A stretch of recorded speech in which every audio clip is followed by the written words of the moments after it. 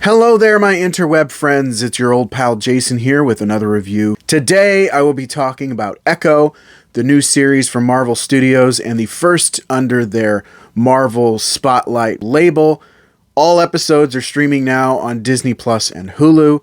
But before I get started, I will be talking spoilers as always, so if you haven't seen it yet and you don't want it ruined for you, stop the video, go check it out, and come on back and we can talk about it. But now that we're past the spoiler warning, let's dive in, shall we?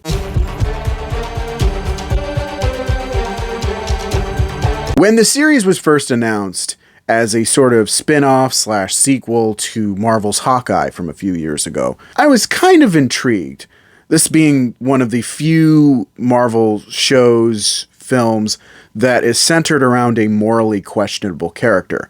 Now, we've had other examples in the past, more prevalently through the Netflix series, which are now actually weaved into the MCU canon thanks to this series. But we really haven't had a series of this magnitude, especially one geared towards more mature audiences, much like those previously mentioned Netflix series. Now, Allegra Cox, who portrays Maya, really carries this series.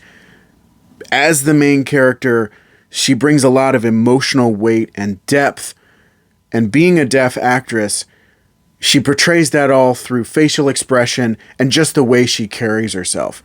And it's such a powerful performance, and you really feel for her as she's trying to build a name for herself, but also being pulled back into this world that she left behind. And the struggles of, do I become this thing that I was taught to be, or do I become who I truly am? And I thought that was really interesting. Also, the representation of a deaf character, which is kind of becoming more and more prevalent within Hollywood.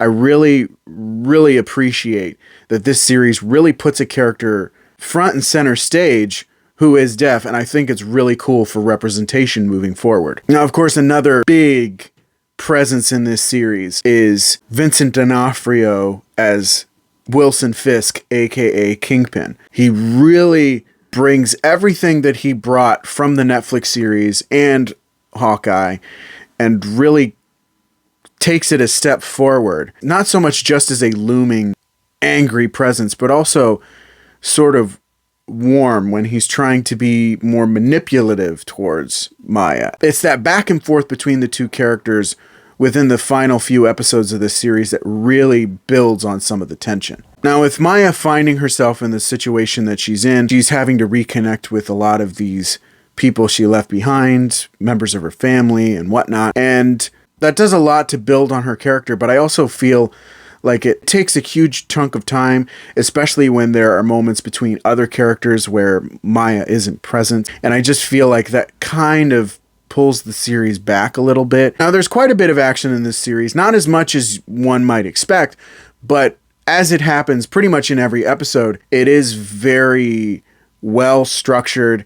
It's very, very intense, and it's very engaging. Now, I do like the idea that a character who started with a life of violence, kind of working her way out of it through the power of her ancestry, was really cool and really satisfying. Overall, though, I really enjoyed this series. I thought it was really cool. It was a nice step forward, and the post-credit scene does a lot to answer the question why they chose the title Born Again for Daredevil and what that title really means and who it correlates to.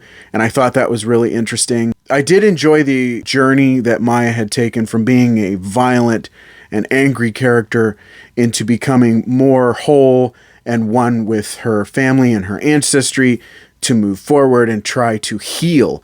This really is a show about healing, and it works really well, even though sometimes the pacing can be a little slow, even for the fact that there's only 5 episodes.